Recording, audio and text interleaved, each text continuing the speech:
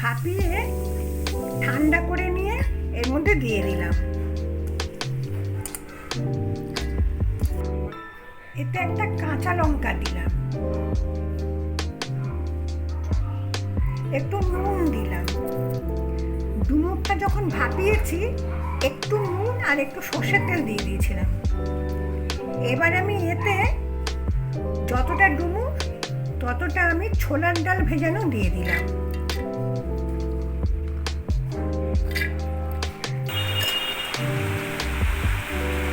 এতে একটু কাঁচা সর্ষের তেল দিয়ে দিলাম, সর্ষের তেলটা কাঁচা দিয়ে দিলাম। এবারে বেটে নেব।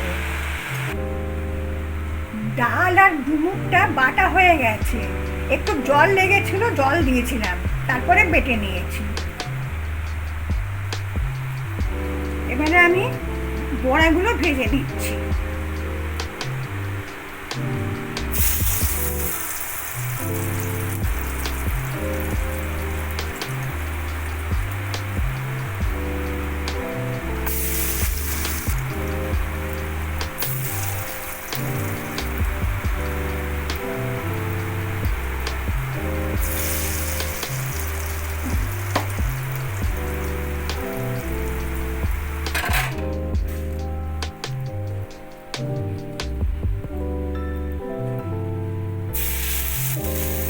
ওই 4টে তুলে নিয়েছি, এটা আবার নতুন করে দিচ্ছি।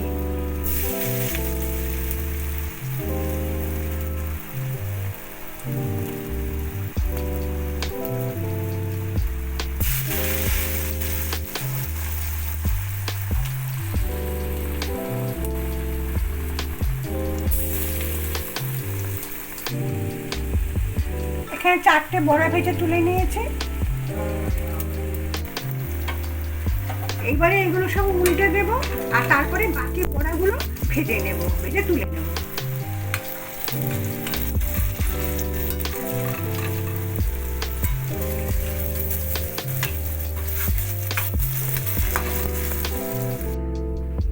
বড়াগুলো সব ভাজা হয়ে গেছে। এবারে আমি বড়া ভাজার তেলে একটু কালো জিরে ফোড়ন দিলাম।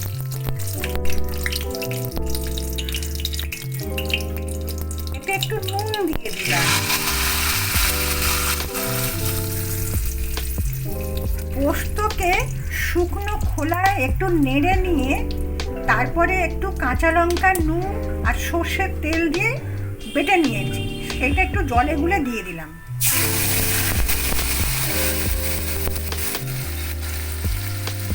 এতে একটু লাল লঙ্কা বাটা দিয়ে দিলাম।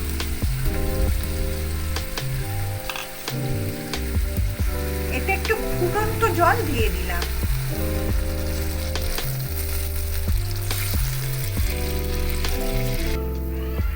মশলা ধোয়া জলে একটু হলুদ গুঁড়ো গুলে দিয়ে দিলাম।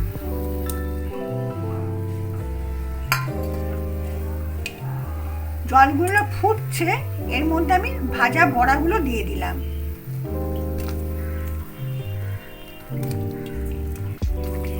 আরো একটু নুন দিয়ে দিলাম, কটা চেরা কাঁচা লঙ্কা দিয়ে দিলাম।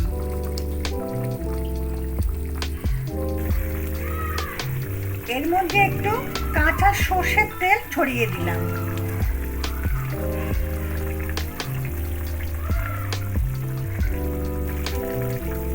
এতে একটু ধনে পাতা হাতে ছিঁড়ে ছিঁড়ে দিয়ে দিলাম।